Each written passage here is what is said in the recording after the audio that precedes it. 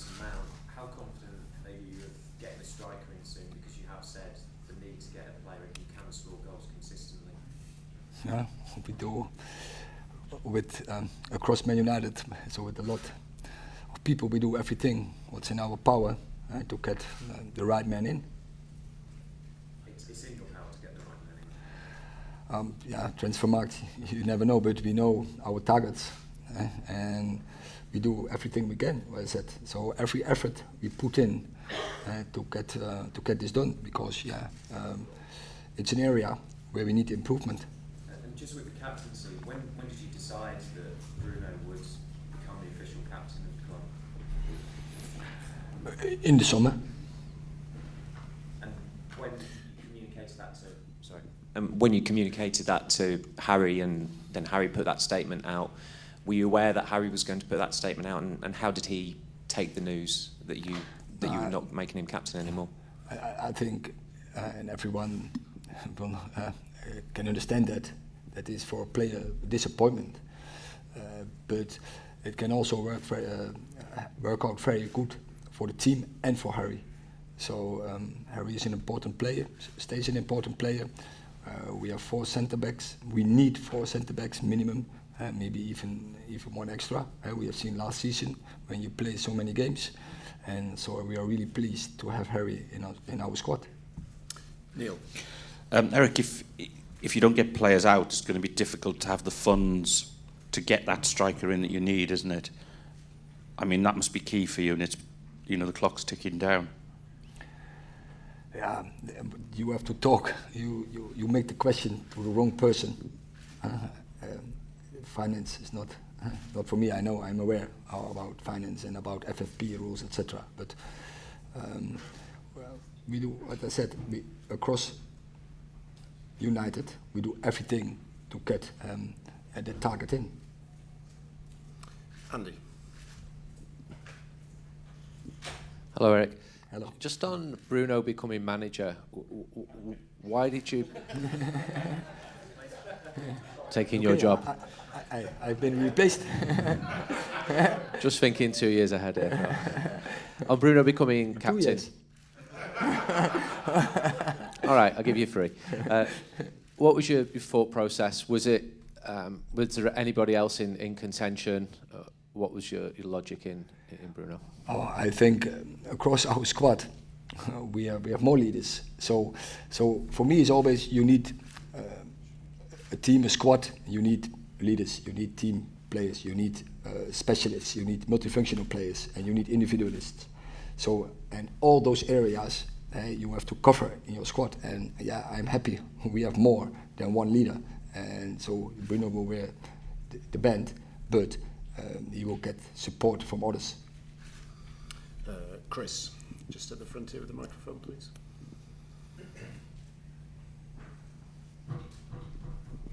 Hi, Erik.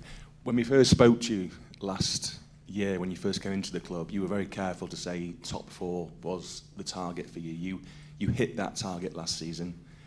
Is that still your target now, or given what you've achieved so far, can you aim higher next season, do you think? We have to raise the bar, but you can first, by raising the bar, you can not always express that in the clinical result. But of course, we want to win every game, and that stays. And we have showed in last season how we can beat all the teams in the world, and now we have to do that on a consistently base. So that is absolutely one of our objectives, be more consistent, and then we will see where we end. But given what you have and given what you've built and given the 2 players that you've signed so far and hopefully more players to come, do you think Manchester United can challenge for the title next season? I already give you an answer in the previous question. So I said we want to be more consistent, and so we want to play in a higher level. We want to raise the bar, lift up the demands, and then we will see where we end. And the competition, we know all, is very strong, but we can beat any club in the world. We have showed. Rob. Hi, Erik. Just on your decision to let David leave and bring in Andre Onana, was there a point at which last season you looked at the goalkeeping situation and thought, I can't continue with David and we need to change goalkeeper in the summer?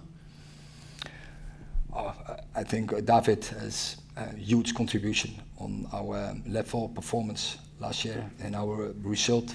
I want to mention all the clean sheets he made, but also there's also always a team performance because we defend with 11, not with only the goalkeeper, but it was absolutely obvious that David plays a big role, had a huge contribution in that.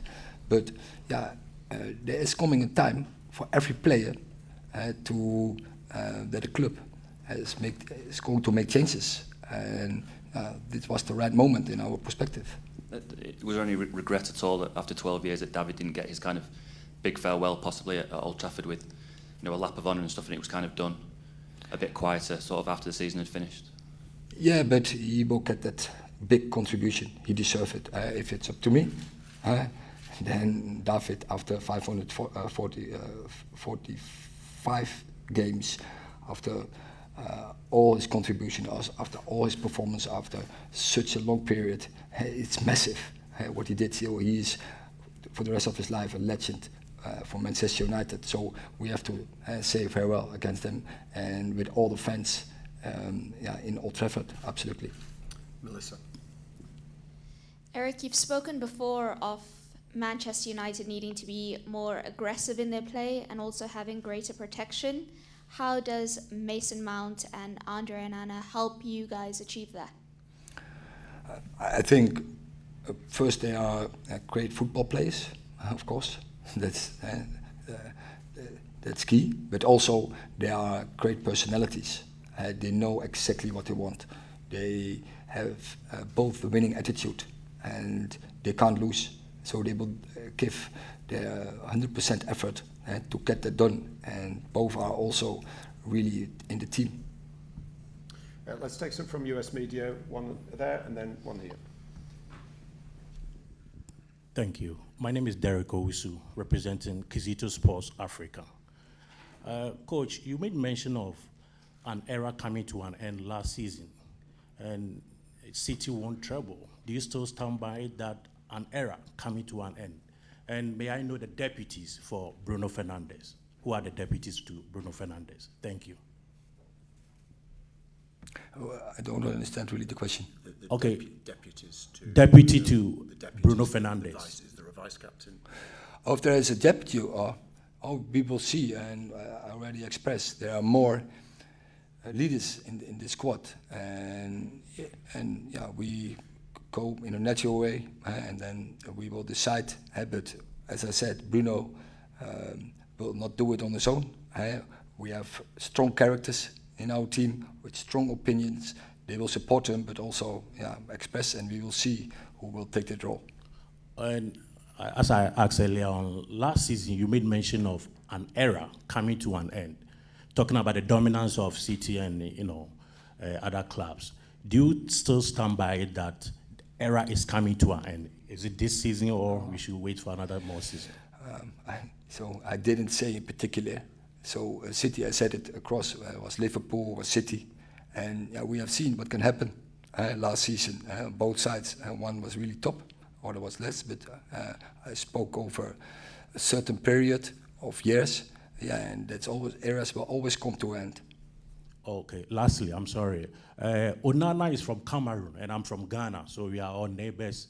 Africa is really proud of Andre Onana. What quality exactly is he going to bring on board to your team? It's great personality, but first of all, he is a good goalkeeper, and so he has to make sure that he keep his goal clean in togetherness with the whole team, because a big part of a keeper is organizing. Hi, Erik, Vincian with Boardroom. So, looking ahead to these next 2 weeks, you obviously have very competitive squads and, of course, an upcoming match with Wrexham. But short of just winning and avoiding injuries, how else will you measure a successful string of matches? And are you treating them as they are, in fact, league matches or any other competitive games where you understand that if you lose, you'll have to answer some questions. The last one?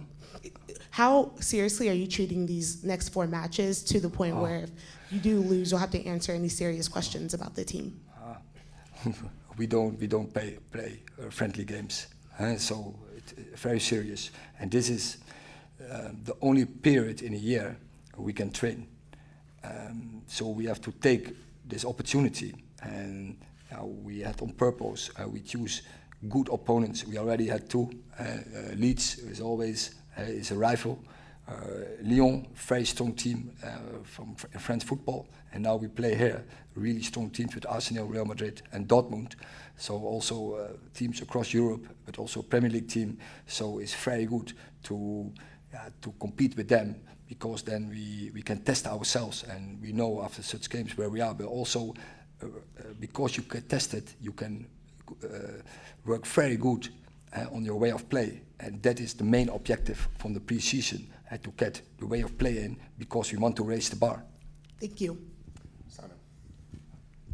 Hi, Erik. Earlier on, you said that when you spoke to Maguire, you said this could work out better for him. In what way could it work out better for him? Now, because not any more captaincy, so less responsibility in that perspective. But I said we need more than 11 players. We need their competition. So he can fight himself in the team. He can be one of the 11. He has the potential. Said it more often. So it's up to him to get his position. And now he can focus more on his role. But as a centre back, it stays. You have to communicate and you have to organize, because that is one of big area where you have to perform as a centre half.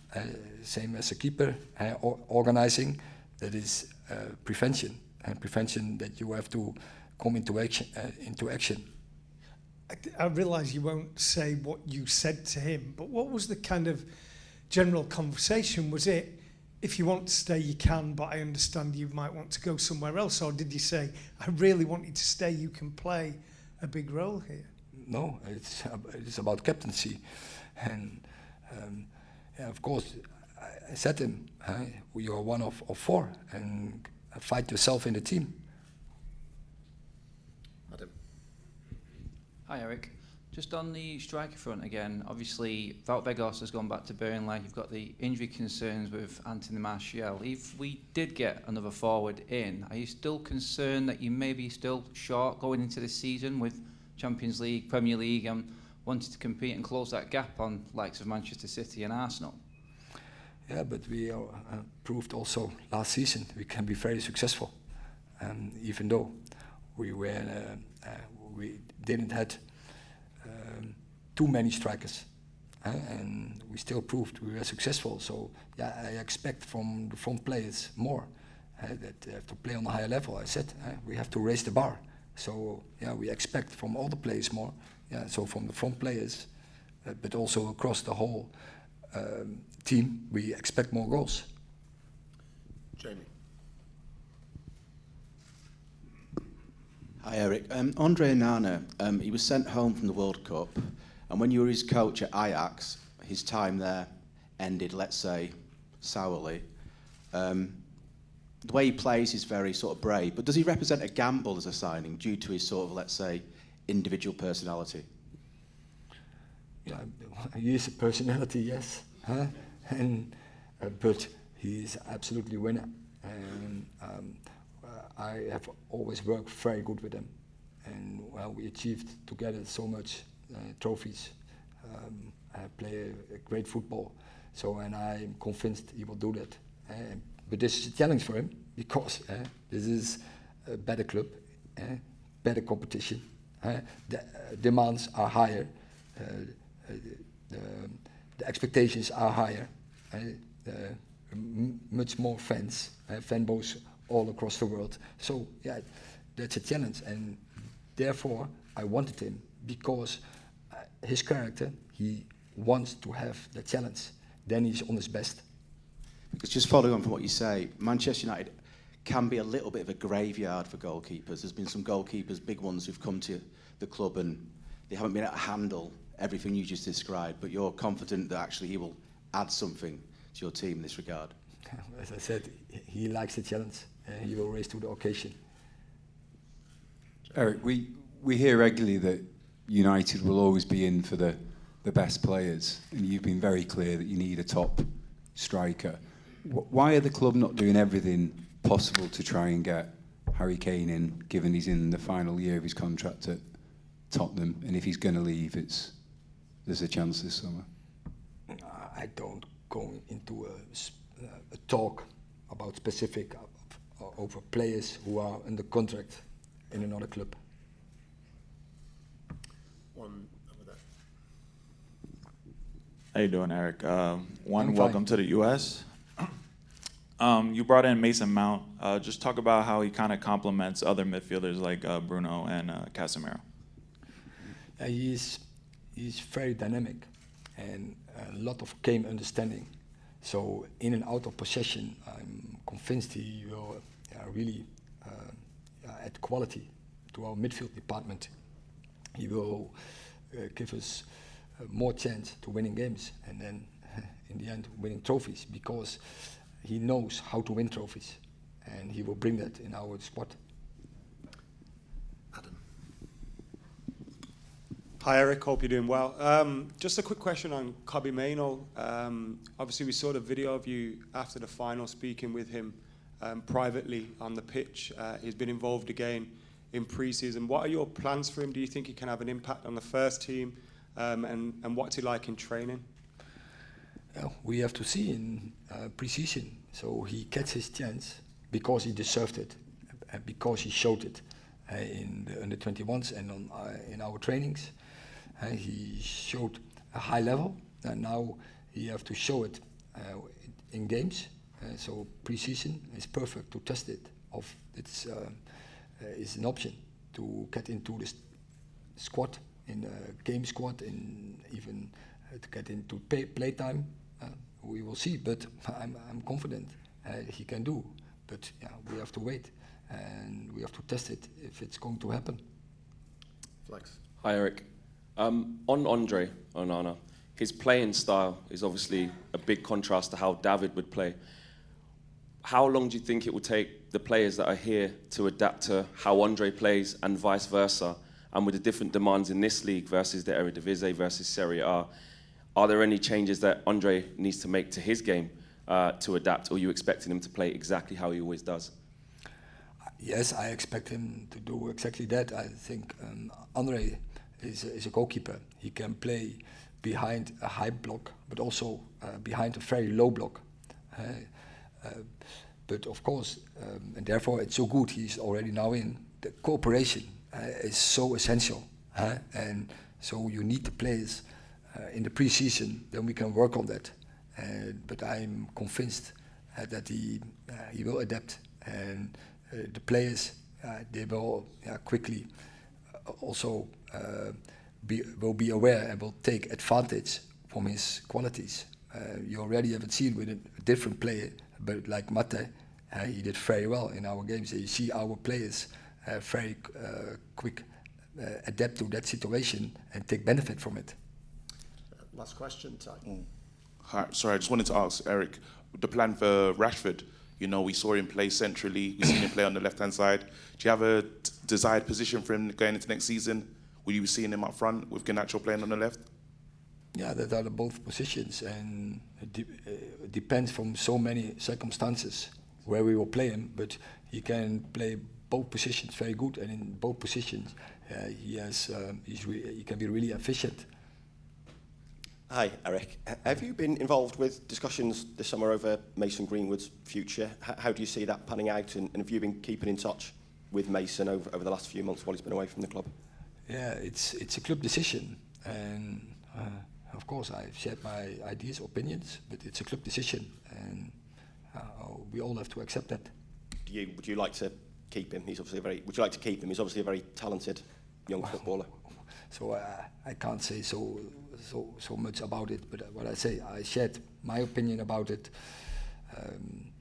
So let's see what's going to happen, what the decision will be. And just one quick one more for me. Do you plan on speaking to the owners while you're over in America? And are you looking for clarity on what the takeover situation might be? It's obviously been 8 months now with the club on the market, and it doesn't really seem to be moving. Do you plan on trying to see the Glazer family while you're over here and get an update on what's going on? But there's also a club decision, and I'm more often in contact with them. And so, yeah, this is a good opportunity also to share our ideas. We can talk informal, but yeah, it's obvious. I can give advice, recommendations, but the decision is on the club. Okay, thank you very much. Yeah.